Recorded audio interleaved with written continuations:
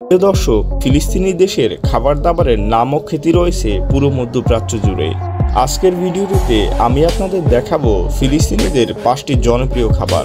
Video শুরুর আগে আপনি যদি আমার চ্যানেলে নতুন হয়ে থাকেন অবশ্যই সাবস্ক্রাইব করতে ভুলবেন না। তবে চলুন ভিডিওটি শুরু করি। বন্ধুরা, তালিকার প্রথমে রয়েছে মাকলুবা নামক এই খাবারটি ফিলিস্তিনি মানুষের কাছে সবথেকে জনপ্রিয় খাবার।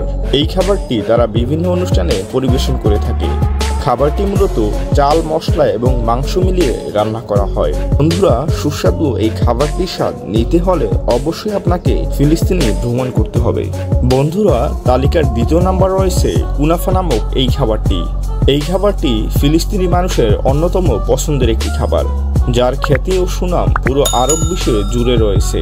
এই খাবারটি বিশেষ ধরনের সেমাইয়ের সাথে চিনির সিরাপ, পিস্তা বাদাম মিশিয়ে তৈরি করা হয়। খাবারটি দেখতে যেমন লোভনীয়, খেতেও তেমন মজাদার।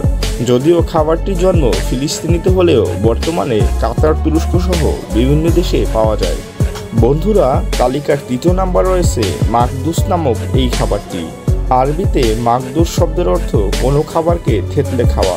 এই খাবারটি সাধারণত বাদাম, রুটি, রসুনকে অন্য মশলার সাথে থেতলিয়ে ছোট বেগুন চিড়ে তার ভিতর ঢুকিয়ে জলপাইয়ের তেলে ভেজে তৈরি করা হয়।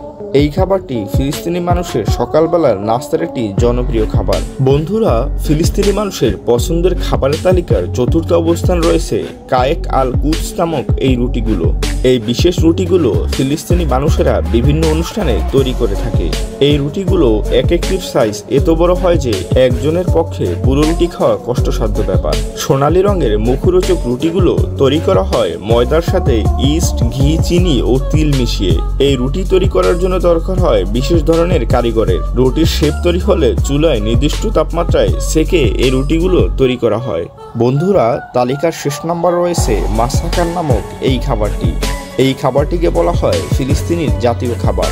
এই খাবারটি ফিলিস্তিনির মানুষেরা জলপাইয়ের সিজনে বেশি খেয়ে থাকে, কারণ ফ্রেশ জলপাইয়ের তেল খাবারটিকে আরও সুস্বাদু করে তোলে। এই খাবারটি মূলত মাংস, বাদাম ও সবজি এবং মশলা দিয়ে তৈরি করা হয়। আপনাকে এই সুস্বাদু খাবারটির স্বাদ নিতে হলে অবশ্যই ফিলিস্তিনি ভ্রমণে আসতে হবে। বন্ধুরা, আজকের ভিডিওটি এই পর্যন্তই। ভিডিওটি ভালো লাগলে অবশ্যই লাইক, কমেন্ট করতে ভুলবেন না।